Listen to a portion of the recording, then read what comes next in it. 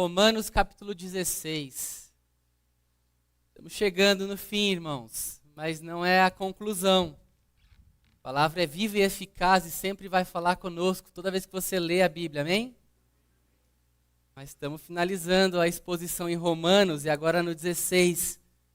Vamos ler do versículo 1 até o versículo 23. Eu queria fazer um combinado com vocês. Quando a gente vai ler alguns nomes aqui, e não é para rir quando eu falar trifena e trifosa, tá bom? E nem para falar sugestão para o nome de quem está grávida aí e tal. A gente sempre... Essa piadinha é velha, irmão. Então vamos superar essa parte. Vamos prestar atenção na leitura, tá bom? E aí eu quero que você acompanhe na sua Bíblia. Eu vou fazer uma exposição hoje, versículo a versículo. A gente vai ler o texto todo agora. E depois nos slides vão ter versículos separados. Para a gente ter bastante contato com a palavra hoje, amém? Para você pegar na sua Bíblia e também ler e acompanhar. Alguém disse que se você ler uma coisa pelo menos 2 vezes com bastante atenção, isso fica na sua mente. Então, que seja assim. Amém? Romanos 16, versículo 1 diz assim: recomendo-lhes a nossa irmã Febe, que está servindo na igreja de Cencreia, para que vocês recebam no Senhor como convém aos santos, e a ajudem em tudo o que de vocês vier a precisar, porque ela tem sido protetora de muitos, inclusive de mim.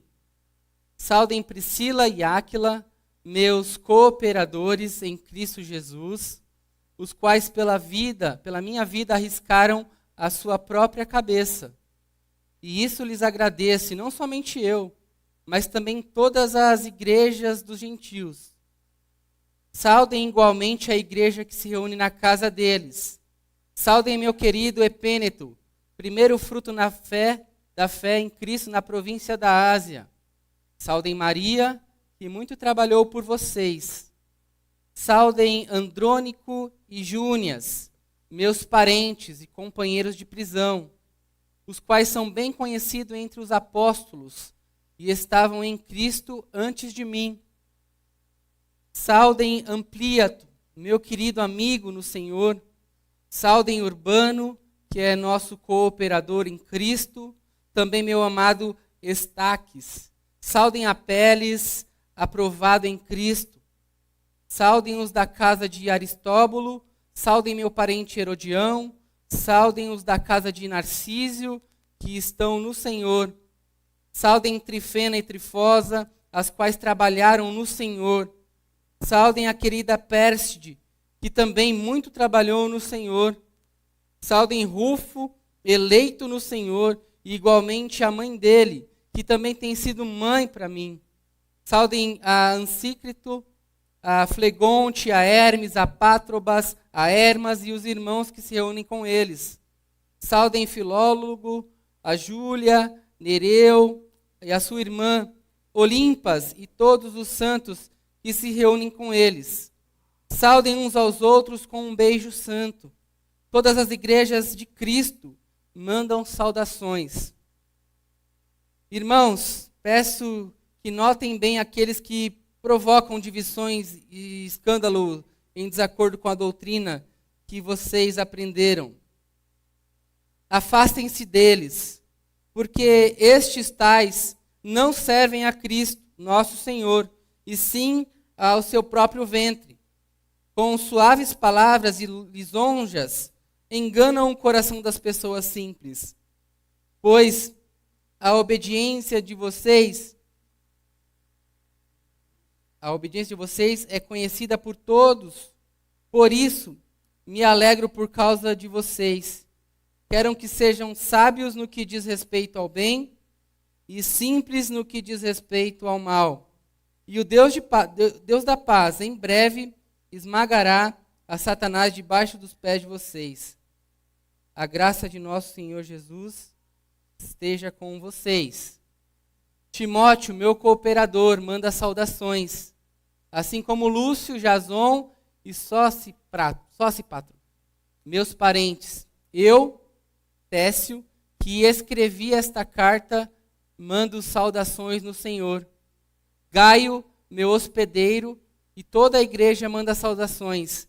Também manda saudações Erasto, tesoureiro da cidade, e o irmão 4. Amém? Vamos orar mais uma vez? Pai querido, muito obrigado por tua palavra lida. Eu peço ao Senhor agora que fale conosco através dessa lista de nomes que nós lemos na tua palavra. Que o Senhor nos encha o coração de esperança, de ânimo, de reverência, para que possamos, ó Pai, seguir o exemplo desses irmãos que tiveram coragem de viver pelo Evangelho. E assim a gente possa viver hoje, muitos séculos e milênios depois, a tua palavra que é viva e eficaz, que transforma vidas até hoje. Nós possamos viver por isso com coragem, com temor e com esperança. Em nome de Jesus. Amém. Na teologia, a gente explica um pouco a palavra de Deus como inspirada, no sentido de que ela é obra tanto de homens como divina, correto? Na carta de Pedro, ele vai dizer que nenhuma profecia é feita por elucidação humana, mas homens, através do Espírito Santo, foram inspirados a escrever aquilo que nós temos em mão hoje, a Bíblia Sagrada. Então é sim uma obra humana e divina. E quando a gente lê essa lista de nomes, isso fica claro. Por quê? Porque Paulo era de carne e osso. Ele está finalizando um tratado teológico citando nomes de pessoas que viveram na história, pessoas que fizeram parte de uma igreja em Roma. Roma era uma cidade importante, é uma cidade do império. A gente sabe bem disso, né? E eu também falei numa outra pregação sobre os fracos e fortes, um pouco do contexto de como aquela igreja se formou. Agora, a gente, por inferência, tem informações que reforçam esse conceito de que Paulo escreveu a carta quando ele estava na cidade de Corinto. Quando ele fala que recomenda a Febe, que está em Secreia, é uma cidade portuária de Corinto. Então ele escreve e redige essa carta de Corinto e pede provavelmente que a Febe vá entregar à igreja de Roma. Nós sabemos também que pela história, o imperador Cláudio expulsou os judeus num determinado momento da história da cidade de Roma. Então quando Cláudio já não é mais imperador e há um outro imperador, muitas pessoas voltam àquela região de Roma, e aí se faz a igreja entre gentios, que são romanos e pessoas de todas as outras nações, e os judeus também, povo escolhido de Deus. E a gente vem trabalhando nisso e aprendendo de que a igreja de Jesus é uma igreja que abraça e acolhe a todas as pessoas. Não importa a nacionalidade, todos que têm a fé em Cristo Jesus fazem parte do mesmo corpo de Cristo. Essa figura de que a igreja é um corpo. E nós, cada um deles, membros desse corpo, cada um de nós, membros desse corpo, com funções diferentes, com dons, com talentos, com responsabilidades. Então, quando a gente chega nesse fim, na saudação final, e é uma prática de Paulo escrever no final das suas cartas, saudações àqueles irmãos que vão receber a carta. Eu queria que você tivesse em mente um pouco do que é uma saudação. A saudação não é um "e aí, tudo jóia" de hoje em dia. A saudação para aquela época é um reconhecimento, é algo que envolve honra, é algo que envolve você falar o que aquela pessoa representa para você. Eu também preciso falar algo, não sei se você sabe, naquela época não tinha correio. Então alguém ia ter que entregar essa carta lá que Paulo escreveu, né? Eu não sei também se você sabia, na leitura de Romanos que você já fez, eu acho que sim, você sabia que não foi Paulo que redigiu com a sua própria mão, que foi Técio. Sabia disso? Provavelmente a gente pula quando vê muito nome na lista, né? A genealogia não serve para nada, vou pular essa parte aqui. Eu quero é substância, teologia pura. Irmãos, aqui tem muita riqueza. Aqui tem história de irmãos e irmãs que deram a sua própria vida. Ou em outras palavras, o título da mensagem era Saudações aos que entregaram seu próprio pescoço. Mas eu achei muito forte. Então eu falei saudações aos que têm coragem. Irmãos e irmãs na história entregaram a sua vida a Cristo por completo. Não foi uma parte, não foi um departamento, não foi um dia da semana, foi a vida. E a vida inteira. Então a gente vai ver nessa mensagem de hoje como Paulo reconhece esses irmãos e como nós hoje devemos reconhecer também e viver como eles deram os exemplos para nós. E saudação é algo muito legal, porque você viu nos livros e nos filmes antigos, né, de época, e tem um filme que eu gosto muito, e só de eu fazer um movimento aqui, você vai saber quem que é. Se você é de verdade mesmo, como diz os jovens, você vai saber. Se você tem uma cultura de filme, você vai saber que um filme é muito bom ou um filme é muito ruim. Hoje em dia, a gente está com um filme muito ruim, né? Então, nesse filme que é um clássico, ganhador de 5 Oscars, eu quero começar a introdução assim, né? Sempre trazendo algo para você ver que o evangelho se encaixa na cultura porque ele transforma a cultura. Presta atenção então nessa frase em que Cômodo, o imperador que matou Marcos Aurelius, o seu próprio pai, para tomar o trono de Roma, ele diz no seu palácio, né, ali no seu lugar de diversão, na verdade, no Coliseu, após o homem vencer uma batalha, ele desce, né, da arquibancada, do seu lugar de trono, e vai falar com ele. Ele diz assim, o herói tem um nome, por que você não se revela? Você tem um nome. E aí vem a frase fatídica. Meu nome é Gladiador. Mas isso não para por aí, porque o gladiador, ele simplesmente vira as costas para o imperador. Como alguém em sã consciência faz isso? Então, o Cômodos irado diz, escravo, como ousa virar as costas para o seu imperador? Tire o elmo ou tire o seu capacete e fale seu nome. Ele então, num gesto de confronto, tira seu elmo, seu capacete e fala, meu nome é Máximos Décimos Meridium. E não para por aí. Eu sou o governante e o comandante de um exército. E também sou servo do verdadeiro imperador, Marcos Aurelius. Diante do imperador, ele fala a quem ele servia. E aí está a cena mais linda do filme. Claro que eu gosto também das batalhas, né? Mas essa é uma cena fatídica. O que nos ensina hoje? Que diante de qualquer pessoa, você representa alguém.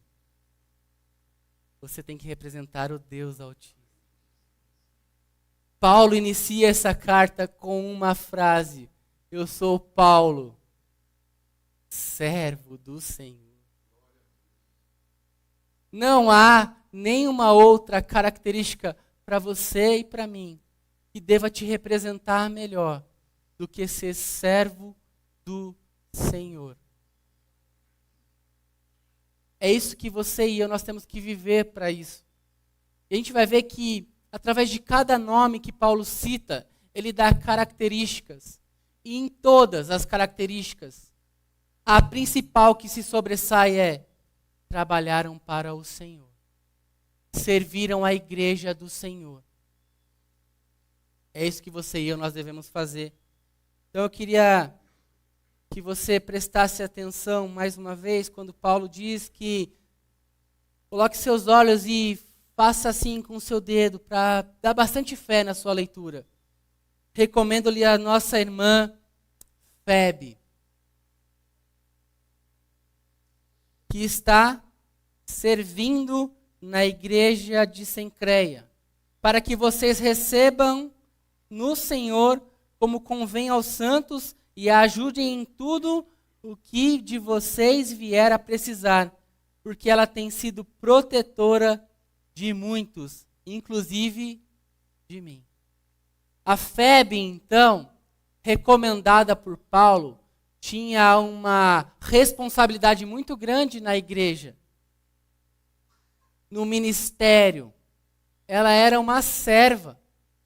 E aqui a gente tem uma palavra de um cunho muito mais abrangente. Ela era uma diaconisa. A gente não usa muito essa palavra hoje em dia para falar dos ministérios de mulheres, né, que são importantes, que têm a sua função. Inclusive na liderança, mulheres têm funções importantes. Então Paulo cita essa irmã como alguém que era um amparo para muitos, inclusive para o ministério dele. E hoje em dia, trazendo essa ideia de serviço, de amparo para os nossos dias atuais, não soa um pouco mal? Ser servo hoje, não parece que você está sendo menosprezado, diminuído, e o seu status diante de uma sociedade vai ser prejudicado? Ah, você chega para uma entrevista e fala, eu sou servo.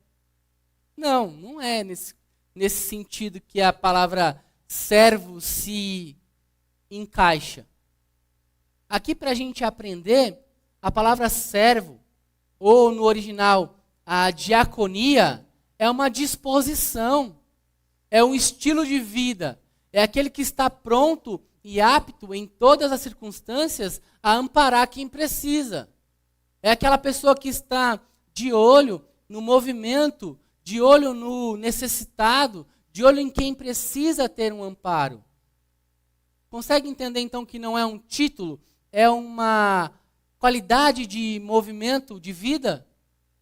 O que é um servo para nós hoje? É uma pessoa disposta, é uma pessoa proativa, é uma pessoa que não fica parada. É uma pessoa que arregaça as mangas e faz algo. Então aqui o exemplo de uma mulher é um exemplo para nós, até mesmo homens. Porque se Deus tivesse te criado para você ficar parado, inerte, sabe? Ele tinha te feito uma lagartixa e não um homem. Não é verdade? E aí estava comendo mosca por aí. Então, o que a gente tem que fazer é ter uma disposição de servir, de trabalhar, de ser útil. Por quê? Se a gente até voltar na história, e me permitam fazer essa digressão tão grande, se a gente voltar ao jardim, ao início da palavra de Deus, onde havia abundância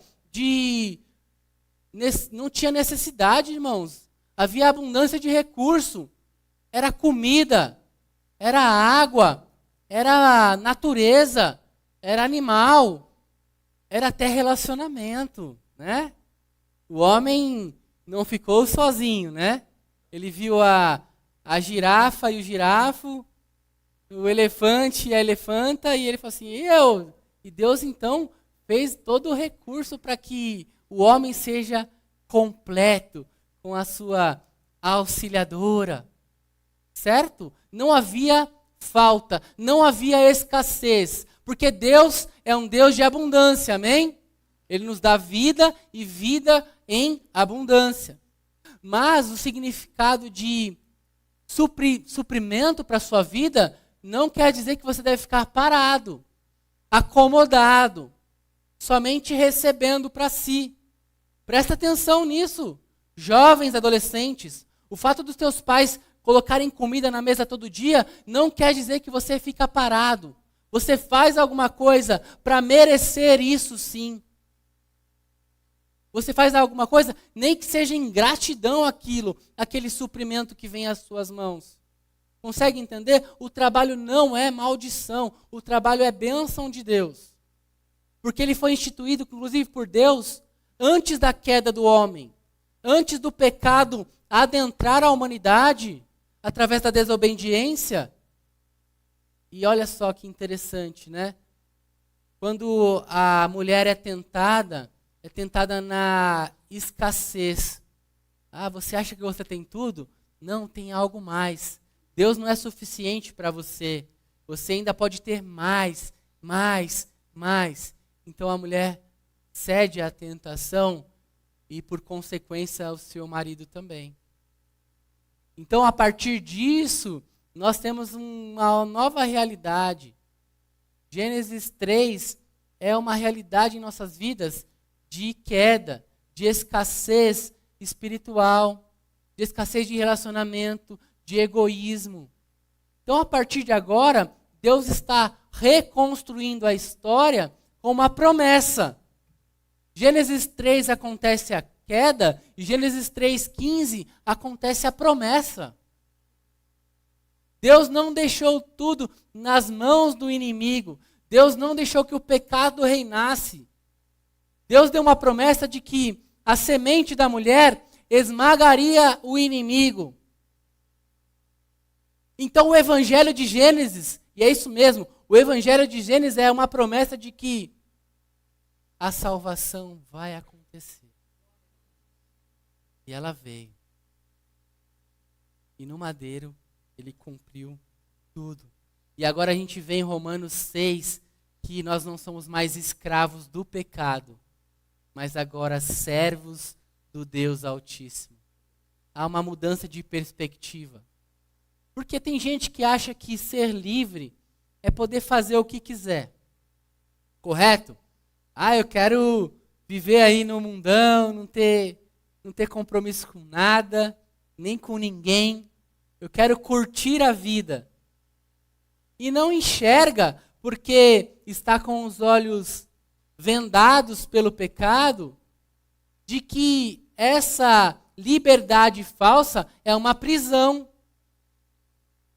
Porque se aquilo que você pratica te domina e você não consegue viver sem aquilo, e aquilo nesse caso é a tal liberdade, você é um escravo daquilo.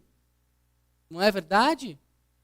Se você faz algo que você não consegue se desvencilhar, você é escravo daquilo.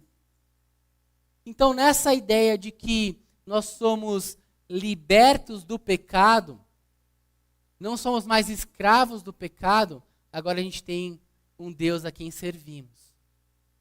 Antes a gente entregava os nossos membros, o nosso corpo, para os próprios prazeres. Agora a gente entrega os nossos membros, nosso corpo para Deus. Consegue ver essa transição? Então você servia a algo, agora você serve a outra coisa. No sentido de, agora você tem um outro Senhor. E não dá para viver dividido. Não dá para viver um pé lá, um pé cá. O que diz no Evangelho de Mateus? Ou você vai servir a um Senhor ou a outro. Você precisa então hoje ter a coragem de decidir a quem você vai servir. Fazer uma risca na tua vida. E falar como no passado um homem disse: a partir daqui, eu e minha casa serviremos ao Senhor. O que você vai fazer é problema teu. Você precisa tomar uma decisão hoje, diante da palavra de Deus, a quem você vai servir. Porque não dá mais para brincar de ser crente, de vir à igreja achando que está cumprindo uma função. Ou você sabe que a vida cristã não é uma qualidade, um adjetivo, e sim é um estilo de vida que você vive totalmente para o Senhor. Porque eu não sei quem colocou na nossa cabeça, irmãos e irmãs, essa ideia de que há departamentos, mais ou menos assim. Ah, não, primeiro lugar é Deus, depois é a família, depois é trabalho, depois é a igreja. Não sei quem colocou essa divisão na nossa na nossa frente. Vou falar algo agora que você, todo temor, algo que eu também tive que trabalhar no meu coração para entender um pouco. Deus não quer ser tua prioridade. Deus não quer ser a tua prioridade. Porque Deus não é uma atividade na tua agenda. Ele é o papel que você coloca a sua. Ele é a fonte. Jesus é tudo em todos. Ele não é uma atividade da sua vida. É nele que nós existimos e nos movemos. Se não for ao Senhor, você não estaria vivo.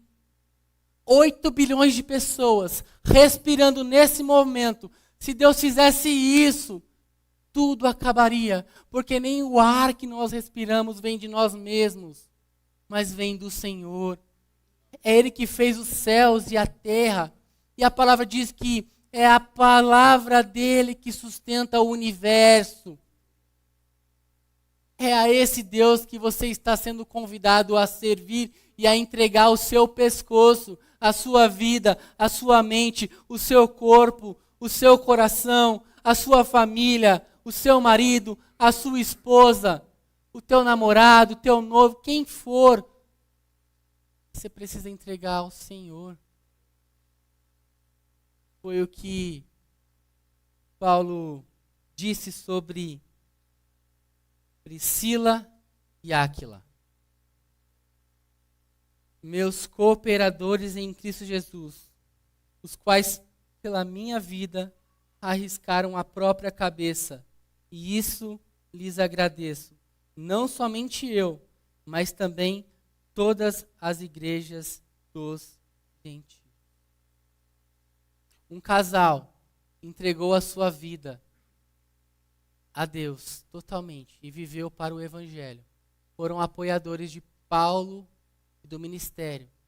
E se você tem essa carta em tuas mãos hoje, muito foi pelo esforço de Priscila e Áquila.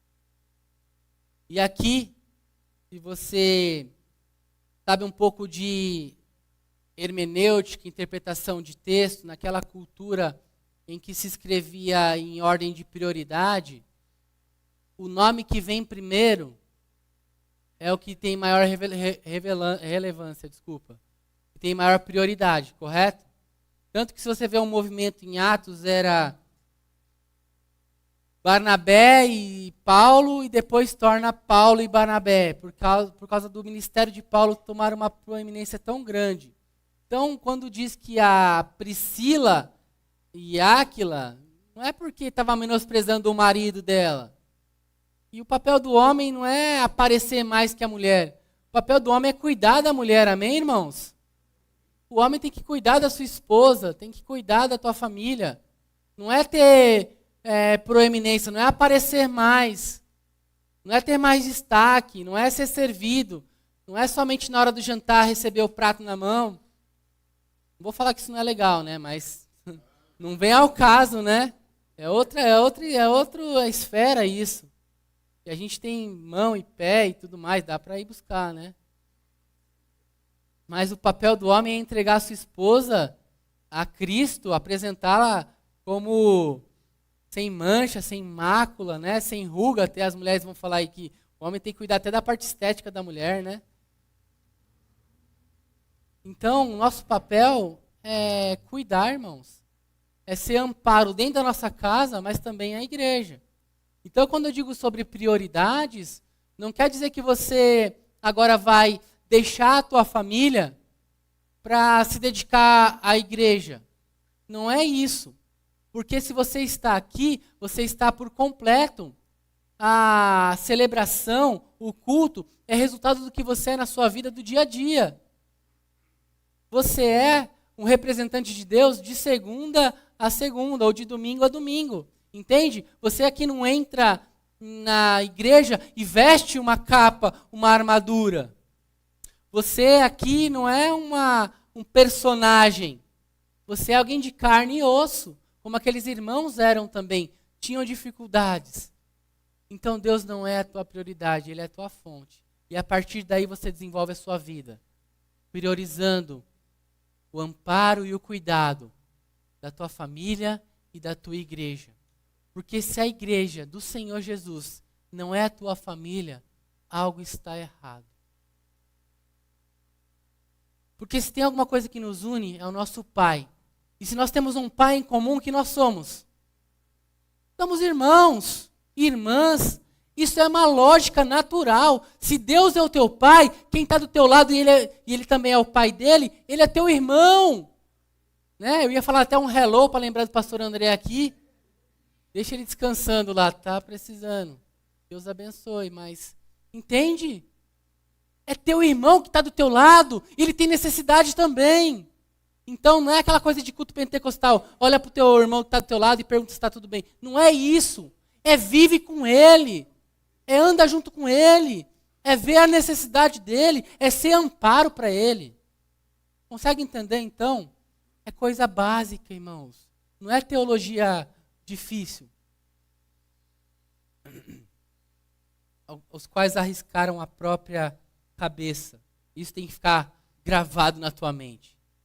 Teve gente que não é porque veio aqui e fez uma oferta, não é porque veio no culto, varreu. Não, entregou a cabeça. Se dispôs, irmão. Vou falar algo sério aqui. Até ia ficar mais para o final, mas eu preciso falar isso, para não esquecer. Quando Paulo escreve essa carta, a gente falou que é mais ou menos por volta de 55 a 58 depois de Cristo, ou no ano do Senhor, né? Isso a gente tem por inferência também a outros textos da Bíblia, aos imperadores que Paulo se apresentou também. E 10 anos depois de que Paulo escreveu isso sobre Priscila e Áquila, irmãos que por causa dele entregaram a própria cabeça, provavelmente essas pessoas, essas 26 pessoas, viraram lanterna nas ruas de Roma. Sabe o que isso significa? Essas pessoas deram a vida. O imperador Nero não parou a igreja do Senhor. A igreja do Senhor, a obra é dele. Entrega a sua vida ao Senhor e sirva uns aos outros. E amem uns aos outros. Vamos continuar porque saudem igualmente a igreja que se reúne na casa deles. Aqui um ponto que eu destaquei, já no próximo, não aí mesmo no final. Saudem a igreja que está onde? Na casa deles. Irmãos, eu quero falar aqui agora uma palavra para você que ainda não está num pequeno grupo. Você que ainda não se reúne na casa de alguém, ou você ainda não abriu a sua casa para que a igreja do Senhor se reúna lá também. Isso dá uma janela de como era a igreja primitiva. Esse texto, inspirado por Deus, nos mostra que a nossa casa tem que ser uma extensão da igreja do Senhor.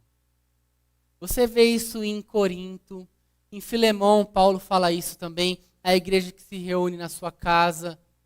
Irmãos, irmãs, a nossa casa é um ambiente em que Deus é adorado, em que Jesus reina, amém?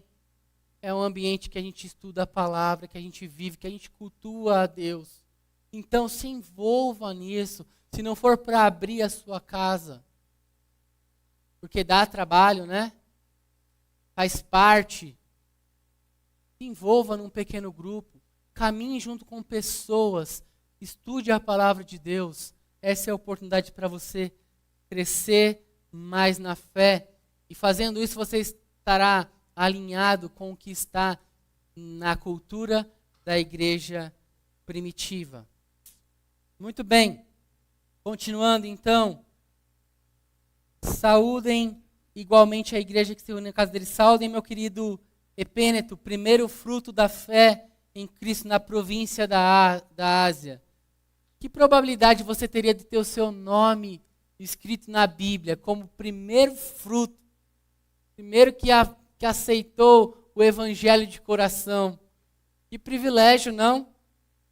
E deixa eu te falar, seu nome não vai estar mais na Bíblia, porque a Bíblia já está fechada. E quem aqui acrescentar o nomezinho lá, um tio, não pode fazer isso. E deixa eu te falar mais. Talvez você seja como uma mulher que foi citada, Maria. Ninguém sabe mais nada sobre ela. Só que o nome dela era Maria. E ela serviu ao Senhor. Então talvez seu nome não fique para a história. Talvez você não seja reconhecido pelo imperador. Mas eu queria dizer uma coisa para você. Seu nome está escrito no livro da vida. E de lá ninguém pode apagar. Esse é o livro mais importante. Não é se você tem 20 mil seguidores no Instagram. Não tem isso. Eu queria que a nossa igreja tivesse 50 milhões de seguidores. Para só dizer uma coisa, não é o nosso nome que tem que aparecer, é o nome de Jesus. A gente não quer ser reconhecido, quer ser reconhecido pela igreja que serve ao Senhor, a igreja que dedica a sua vida e, se for preciso, entrega seu próprio pescoço. Uma igreja que não se alinha com a cultura atual. É uma igreja que não negocia valores. É uma igreja que diz não ao que é pecado e sim para o que é de Deus. É uma igreja que diz não para o mundo e sim para a amizade com Deus. É isso que a gente tem que ser reconhecido, irmãos. Então, Epêneto também foi reconhecido como alguém que serve ao Senhor e é o primeiro fruto na igreja da província. Da Maria, versículo 6, a gente já falou, trabalhou muito por vocês. Andrônito e Júnias, meus parentes e companheiros do quê? De prisão, irmãos. Não é qualquer um, esses eram crentes mesmo. Esse era gente boa. Irmãos, a igreja de Roma só tinha gente boa lá. Só tinha crente de alto escalão. Não porque era crente que tinha teologia na ponta da língua, mas é por uma igreja que é reconhecida por servir ao Senhor. Era a característica deles, irmãos. E olha só, eles eram os quais são bem conhecidos entre os apóstolos e estavam em Cristo antes de mim. Paulo reconhece, Paulo dá honra, porque a saudação não é só um e aí joia, ele está reconhecendo o valor daquelas pessoas. E se você é jovem e está aqui, você tem que reconhecer os valores dos mais velhos. Reconhecer quem está na caminhada cristã. Há um pastor que eu gosto muito, Carlos Macor, tem um ministério ali em São José, junto com a Igreja Batista Memorial de Alphaville, só que no polo, no campus que ele diz em São José. Ministério riquíssimo. E ele diz uma coisa: quem está em Cristo tem tudo. Ponto final. Efésios 1 diz que em Cristo nós temos toda a plenitude e as bênçãos celestiais nas regiões. Então você tem tudo em Cristo. Isso é uma afirmação. É teu. Certo? Então, alguém que é convertido hoje, com alguém que tem 50 anos de caminhada de vida cristã, tem tudo na mesma proporção. Mas temos que respeitar a história de quem já sofreu por Cristo. Amém? Isso é respeito, isso é honra. Então respeitem aqueles que estão na caminhada. Tenha paciência com aqueles que já estão numa idade sênior. Tenha paciência. Às vezes as pessoas só precisam de uma palavra, de ouvir. Você ouça a história delas. Jovens, adolescentes, ouçam as histórias dos mais velhos. Isso vai ser vida para você. Vai ser saúde para os seus ossos. Vai ser sabedoria. É isso que é sabedoria. É você aprender. Saudem Ampliato, meu querido amigo no Senhor. Saudem Urbano, que é nosso cooperador em Cristo. E também meu amado Estaques. Saudem Apeles, aprovado em Cristo. Ou seja, esse é bom mesmo. Esse passou por prova. Esse foi testado. Mas aprovado. Que na tua vida na tua carreira cristã, você seja aprovado por Cristo. E você diga assim, combati o bom combate, né? Terminei a carreira, mas a minha fé permanece.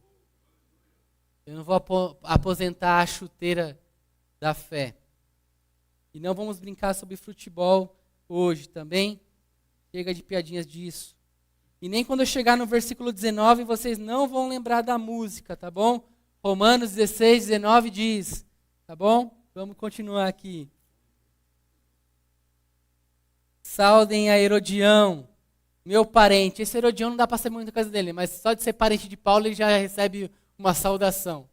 Tome cuidado com isso, viu? Que parente de crente nem sempre é crente, tá bom? Então sua salvação é individual. Preste atenção. Na casa de Narciso, que estão no Senhor, saudem a Trifena e Trifosa, as quais trabalharam no Senhor. Saudem a querida Pérside, que também muito trabalhou no Senhor. Saudem Rufo, eleito no Senhor, e igualmente a mãe dele, que também tem sido mãe para mim. Já está terminando, irmãos. Mas aqui há algo importante. Tinha uma mulher na história que a gente não sabe o nome dela. Ela era mãe de Rufo. Mas ela foi uma mãe para Paulo. A quem você tem sido mãe? E aqui eu não estou falando biologicamente, geneticamente, adotivamente. Quem você tem ensinado? Que dá trabalho ser mãe, né? Dá trabalho ser mãe. A mãe ensina e o filho não entende direito. Mãe tem que ter paciência, né? E mãe ensina teologia demais para nós, né? E a mãe sempre fala assim, no dia que eu sumir daqui, vocês vão ver. Isso é teologia do arrebatamento, irmãos. Já está aprendendo ali, a mãe já está ensinando um pouco. Mas ser mãe dá trabalho demais, né? E aí a gente não está disposto, nem disposta, porque exige demais. E aí hoje em dia, a gente está tão preocupado com carreira profissional, com status, que deixa de lado o ensinamento da palavra de que as mães mais velhas ensinam as mulheres mais novas a não se adornarem com coisas bonitas no cabelo, mas ensinam a viver o Evangelho. É isso que você tem que ensinar para os mais novos. Você que é homem, vê a mulher mais velha como sua mãe, a mulher da tua idade como tua irmã, e a mulher mais nova como tua filha. Isso é a pureza da igreja do Evangelho. Porque todos aqui temos uma função. Precisamos servir com alguma coisa. E você tem algo a ensinar. Você tem algo a dizer sobre o que Cristo fez para você. Porque se aquele cego de João 9 diz, eu não sei quem que ele é, mas eu sei que eu era cego, agora vejo. Cristo fez alguma coisa em tua vida. Ele te deu pelo menos um dom espiritual. Porque todo que é nascido de novo, e importa nascer de novo para ser cristão, não tem um jeitinho. Se você é nascido de novo, se você é filho de Deus, filha de Deus, você tem um dom, você tem algo a compartilhar. Não enterre esse dom. Não coloque embaixo do tapete esse dom. Sirva a igreja. Arregace suas mangas. Trabalhe para o Senhor. Seja a mãe de alguém. Hoje eu tenho o privilégio de ter minha mãe rendida ao Evangelho também. Mas eu já tive muitas mães no meu ministério, irmãos. Irmãs mais velhas que sustentaram financeiramente, emocionalmente, cuidaram dos meus filhos também. São irmãs que muitas vezes a gente não vai saber o nome, não vai ter muito destaque, mas são mulheres que vão sustentar você em oração. Você precisa deste amparo. Você precisa caminhar com pessoas que te ajudem na fé. Seja mãe para alguém. Saúdem Ansícrito Legonte, Hermes, Pátrobas, Hermas e os irmãos que se reúnem com eles. Saudem Filólogo, Júlia, Nereu e sua irmã. Aqui, Júlia, seu nome está na Bíblia, viu? Muito bem. Priscila também. Só que em vez do Áquila é o Marcão. Todos os santos que se unem com eles, saudem uns aos outros com um beijo santo. Todas as igrejas de Cristo mandam saudações. A igreja é de quem, irmãos? A igreja é de Cristo. Não é a tua, não é o teu cardápio do dia, não é a tua satisfação pessoal. A igreja é de Jesus. E você dentro da igreja é um servo, é uma serva, é um membro que ajuda o corpo a caminhar. O que você tem feito? Você tem sido amparo para os outros, tem sido mãe, tem sido quem honra os mais velhos. Qual que é o teu papel atual na igreja de Jesus? Tomem cuidado com aqueles que têm uma lábia, que só tem elogio, que amaciam o evangelho. Não é bem assim, não. Não precisa se sacrificar. Jesus é paz e amor. Pode ficar do seu jeitinho aí. Pode esconder o teu pecadinho aí. Pode viver do jeitinho que você está. Não. A igreja é de Jesus. Fujam dessas pessoas que amaciam o evangelho. O evangelho é isso, é ter coragem. É não se envergonhar. É viver uma vida que agrada totalmente ao Senhor. Versículo 19. Pois a obediência de vocês é conhecida por todos. Por isso, me alegro por causa de vocês. Quero que sejam excelentes para o bem, como diz a música, né? E simples, inocentes para o mal. E o Deus de paz, em breve, esmagará Satanás debaixo dos pés de vocês. A graça do nosso Senhor Jesus sejam com vocês. Ainda tem mais alguns que teve saudação, não para por aí as saudações, né? Mas depois você pode ver. O Timóteo estava junto com o Paulo, era companheiro dele, ficou até o fim, né? Timóteo apoiou Paulo até o fim. Você precisa de alguém para te apoiar até o fim da tua vida. Você não deve caminhar sozinho. Você precisa de alguém, de amigos espirituais, para ajudar você a carregar a sua maca. Para você se aconselhar, para você se confessar, para você viver e se fortalecer. Você precisa ajudar os outros também. E a promessa de Jesus vai se cumprir. Irmãos, eu não sei como que a gente trata muito essa questão de esmagar a cabeça do Satanás. Você pode achar que essas coisas de cultura pentecostal, né, de determinação, de que você nasceu para ser cabeça e não cauda, de que essas coisas de servir, você é filho do rei, então você vai ter tudo. Calma, não é bem assim.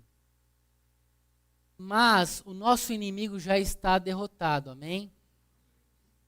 Só que como a gente faz para que a esperança que isso de fato seja presente em nossas vidas? Porque apesar disso você convive com as dificuldades. Eu sei disso. Eu também tenho que acordar segunda-feira de manhã para o trabalho. E o trabalho não deve ser uma maldição, e sim uma bênção. Eu luto com isso também. Como que a gente enche o nosso coração dessa alegria em servir? Como que a gente resolve o problema lá do jardim, vivendo agora para agradar ao Senhor? Nós que já tomamos uma decisão ao lado de Cristo. E a luta, a gente sabe que não é contra a carne, nem contra o sangue. Vou confessar algo aqui, tá bom? Desde a época da Manchete, sabe que é a rede Manchete? Tinha um desenho que eu gostava muito, mas eu não podia falar isso em público porque não pegava muito bem para quem era de igreja, né? Que eram os falar. Os Cavaleiros do Zodíaco. Como eu gostava daquele desenho. E aí tinha uma coisa mais grave. Por quê? Porque tinha que falar o signo. Eu era de Sagitário, né? E Sagitário era a casa mais forte, era a armadura mais forte. Eu tinha uma alegria de ser de Sagitário. Só que eu não podia falar isso, né? Porque não pega bem. Mas aí tinha um amiguinho meu, que ele também era de Sagitário. O cabelo dele era moreno. Então ele parecia mais com o Seiya que eu. O Seiya era o mais forte, né? E aí eu virei o Yoga, que é o de gelo. Mas, às vezes a gente acha que é falar e a armadura vem, né? Agora eu vou vencer o inimigo e vou me revestir. Lá em Efésios, né, que diz da armadura de Deus. Deixa eu te falar, essa armadura não é física. Essa armadura, ela é a tua vida servindo ao Senhor e não desistindo. Sabe como você esmaga Satanás? Sabe como você cumpre a promessa de Gênesis 3,15 que a gente falou no começo?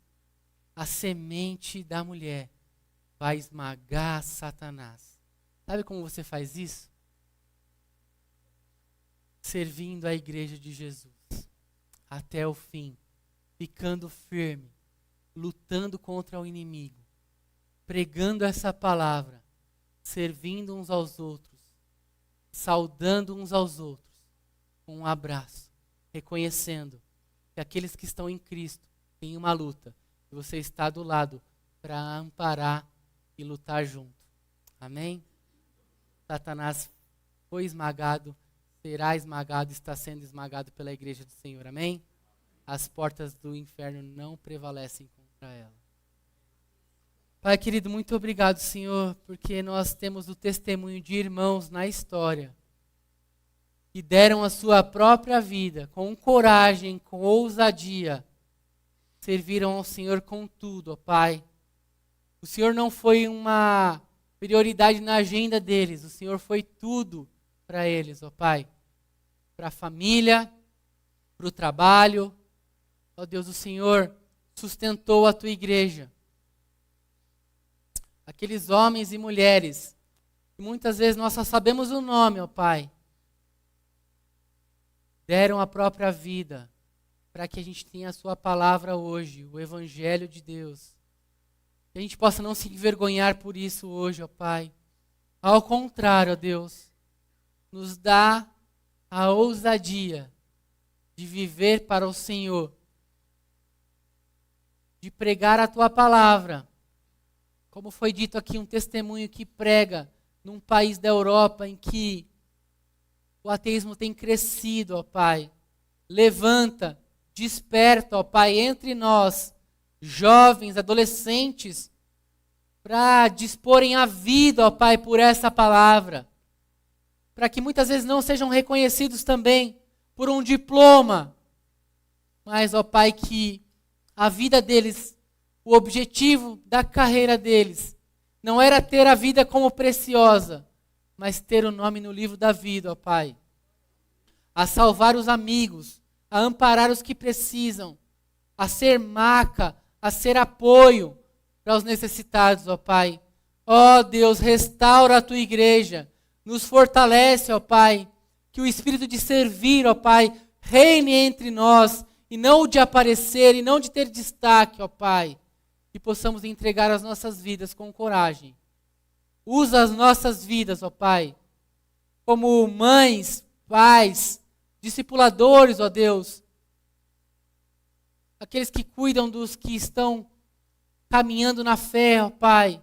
Ó Deus, nos dá um coração de gratidão aos que já estão caminhando há muito tempo, ó Deus.